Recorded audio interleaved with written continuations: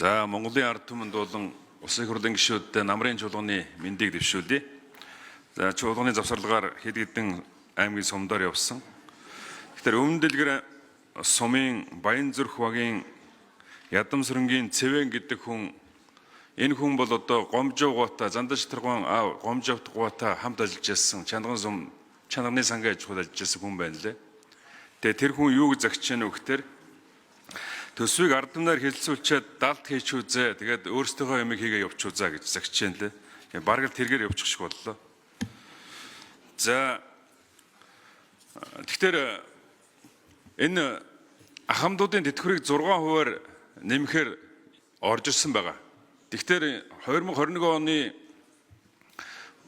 онд өргөн барьсан тэтгэврийг индексжүүлэх тухай хууль 24 он төсөв хэлцэгтэй хамтдаж хэлцэгтэй батлагдсан.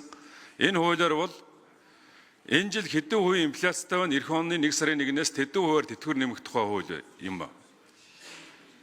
Тэгээ өнгөрсөн жил 10%-тай байж 6%-аар тэтгэвэр нэмсэн. Энд ахмадууд маш гомдолтой байгаа.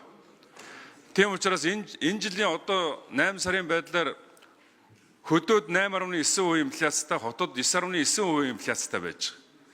Тийм учраас энэ оны эцэхэд 10 гарахаар байна. Тийм учраас 10%-аар одоо тэтгэврийг нэмэгдүүлэх одоо энэ шаардлагыг би бас тавина гэдгийг хэлье. За сүүлийн үед манай Тухайн сайдыг янз янзаар дайрчих шиг байна. Тэгээ уул уурхайн сайдын хувьд бол тодорхой хэмжээгээр энэ бодлого гаргаж бодлогынхаа дагуу яавал их нүүрс гаргах уу, яаж хил бололтоо хийх үү гэдэг энэ бодлогын үндсэн дээр ажиллаж тэр ерөнхий гэрээн дээр гар үсэг зурсан. Тэр үн тогтоох тэр одоо ямар нүүрс гаргахыг чинь Эрдэнэс Монгол компани захирал наран цогт түүний доор байдаг Эрдэнэс томтлогоо компани захирлууд шийддэг байхгүй. 5 компани үн чи ерөөсө хэдхэн центийн зөрүүтэй юм байл шүү дээ. 3 тань адилхан үнэтэй. Тэгээ янз янзаар одоо дайрдаг юм болох хэрэгтэй шүү дээ. Яагаад тэр нүүрсний үн бусд нь ингээд өндөр байхгүй байгаа юм? Хилийн цаан та нар бүгдийн зөрүүг нь авчаад нүүрсний тээврийн үнийн одоо тээврийн компаниудаар дамжуулж оруулж ирж авилгалаа авдаг үстэй.